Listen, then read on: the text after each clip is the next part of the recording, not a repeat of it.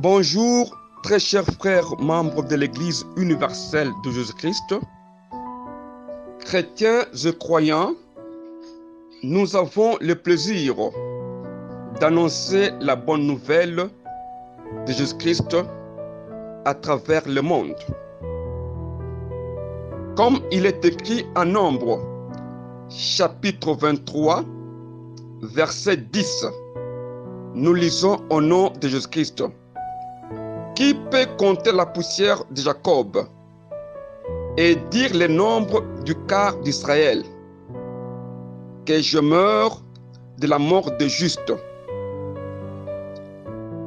Quand les anges apparurent à Jacob à Bethel, Dieu dit à Jacob, selon Genèse 28, verset 14, « Ta postérité sera comme la poussière de la terre. » Et quand Dieu fit la promesse à Abraham, en Genèse chapitre 13, verset 16, et dit, « Je rendrai ta postérité comme la poussière de la terre, en sorte que si quelqu'un peut compter la poussière de la terre, ta postérité sera aussi comptée. » C'est pour dire que la postérité d'Abraham ne peut pas être comptée. Qui peut compter la poussière de Jacob? La poussière de Jacob est la postérité d'Abraham. Et pourtant, les Juifs réclamaient être la postérité d'Abraham. Et Jésus leur dit, en Jean chapitre 8, verset 37, « Je sais que vous êtes la postérité d'Abraham, mais vous cherchez à me tuer, parce que ma parole ne pénètre pas en vous. » La postérité d'Abraham ne peut pas faire mourir Jésus, car faire mourir Jésus signifie la parole ne pénètre pas en vous. À tout moment que la parole de Dieu n'entre pas en nous, on fait mourir Jésus. Comme Paul l'a dit aux épîtres aux Romains, chapitre 9, verset 7, « Bien qu'ils soient postérité d'Abraham, ils ne sont pas tous ses enfants. Mais il est dit en Isaac, tu auras une postérité appelée de ton nom. » La postérité d'Abraham sont les enfants de la promesse, comme il est écrit aux épîtres aux Galates, chapitre 3, verset 16. « Or, les promesses ont été faites.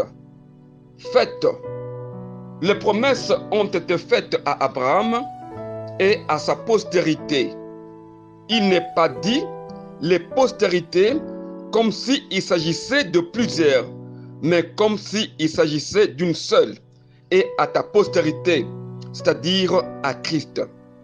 Donc, nous comprenons clairement que la postérité d'Abraham est Christ. Si donc vous êtes à Christ, vous êtes donc dans la postérité d'Abraham. Revenons au premier passage de Nombre, chapitre 23, verset 10. Nous lisons encore. Qui peut compter la poussière de Jacob? Cette poussière de Jacob qui est la postérité d'Abraham, et cette postérité qui est Christ. Alors, qui peut compter Christ? C'est pourquoi David avait commis un grand péché en faisant le dénombrement de l'Israël au Canaan, selon ce qui est écrit en 1 Chronique, chapitre 21, verset 1. Satan s'éleva contre l'Israël et il excita David à faire le dénombrement de l'Israël. Le dénombrement de l'Israël ne peut jamais être fait car on ne peut pas compter la poussière. Or, cette poussière qui est Christ, or Christ, on ne peut pas le compter. Donc, David s'est trouvé en erreur et en abomination devant Dieu quand il a voulu faire les dénombrements d'Israël en Canaan. Les dénombrements pouvaient se faire quand Israël était encore en désert, comme il est écrit dans le livre des Nombres, chapitre 1, verset 1. Nous continuons avec le premier passage des Nombres, chapitre 23, verset 10. Nous continuons. Que je meure de la mort des justes. Mourir de la mort des justes signifie quoi? La mort des justes est comment? La mort, c'est quoi pour qu'elle soit juste? Alors, très chers frères, bien-aimés en Christ, nous parlons aujourd'hui de la mort. Notre thème du jour est la mort. Et nous commençons avec le livre de Genèse, chapitre 2, verset 17. Tu ne mangeras pas de l'arbre de la connaissance du bien et du mal, car le jour où tu en mangeras, tu mourras certainement. La mort était cachée dans l'arbre des connaissances du bien et du mal. Pour accéder, pour avoir la mort, il fallait manger de cet arbre. Nous lisons encore Genèse, chapitre 3, versets 4 et 5. Alors, le serpent dit à la femme, vous ne mourriez pas, mais Dieu sait que le jour où vous en mangerez, vos yeux s'ouvriront. Les deux messages, le message de Dieu, le jour où tu en mangeras, tu mourras. Le message du serpent, le jour où tu en mangeras, tu ne mourras point. Ces deux vérités, la vérité de Dieu et la vérité du serpent. Quelle est la vraie vérité? Genèse, chapitre 3, verset 6 jusqu'à 7. Nous lisons.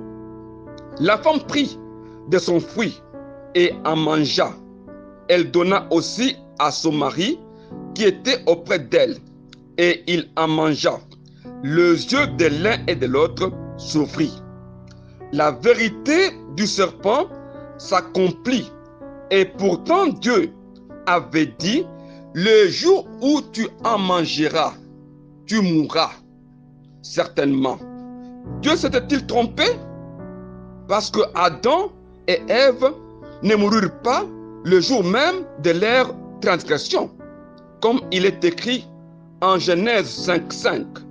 Nous lisons, tous les jours qu'Adam vécut furent de 930 ans, puis il mourut. Adam est resté en vie après avoir mangé le fruit, 930 ans. Et pourtant Dieu avait dit, le jour que tu en mangeras, tu mourras certainement. Et Dieu continuait à parler avec lui, même s'il avait déjà mangé. Si nous lisons Genèse, chapitre 3, verset 9 jusqu'à 10, nous lisons, Dieu appela l'homme et lui dit, où es-tu? Il répondit, j'ai entendu ta voix dans le jardin et j'ai eu peur et je me suis caché. Cette conversation est faite après avoir mangé le fruit de la connaissance du bien et du mal. Alors, la mort c'est quoi? Et la mort, mourir, c'est faire quoi?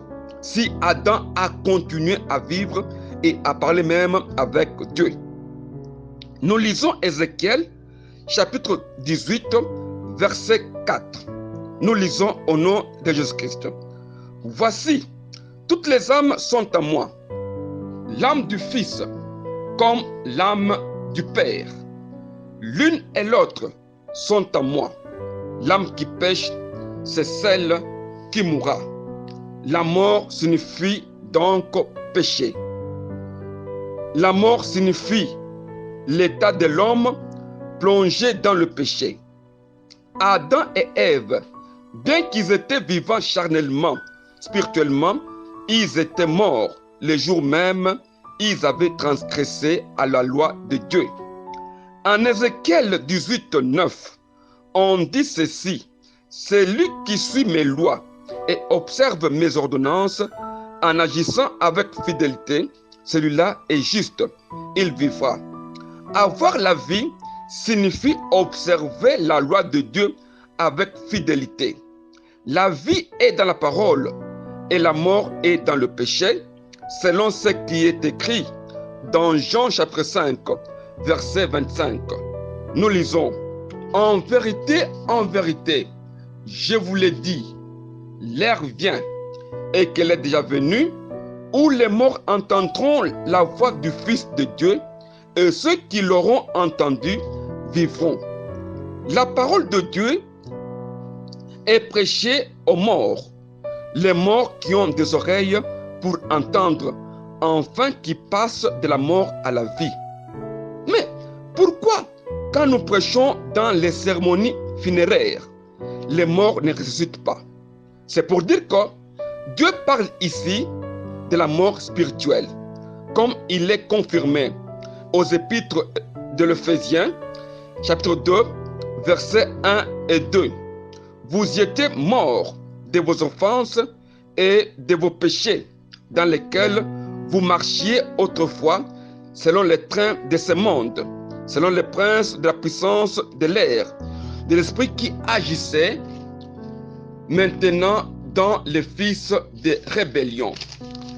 Ici, la mort, c'est marcher en dehors de la volonté de Dieu, selon les trains de ce monde, qui signifie l'ordre du monde.